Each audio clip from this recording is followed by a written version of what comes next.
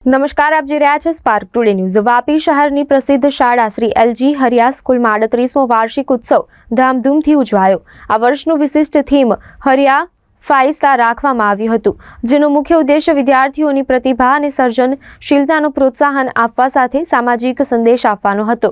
ઉત્સવની શરૂઆત દીપ પ્રાગટ્ય અને શાળાના પ્રિન્સિપાલના ઉદ્બોધન સાથે થઈ હતી। કાર્યક્રમના મુખ્ય આકર્ષણમાં નાના નાના બાળકો દ્વારા પ્રસ્તુત કરવામાં આવેલ ફિલ્મી નૃત્યો સામેલ હતા, જેમણે દર્શકોને મંત્રમુગ્ધ કરી દીધા હતા। બાળકોએ રંગબેરંગી પહેરવેશ સાથે મનમોહક નૃત્ય રજૂ કર્યા, જેને જોવા માટે હાજર હજાર લોકો ખૂબ જ ઉપસ્થિત અને ઉત્સાહિત હતા। વિદ્યાર્થીઓએ વિવિધ કલાત્મક પ્રસ્તુતિઓ જેમ કે ગુર્જરી નૃત્ય, મજેદાર નાટકો અને ગીત ગાનથી શાળાની પ્રતિભાને પ્રકાશિત કરી હતી।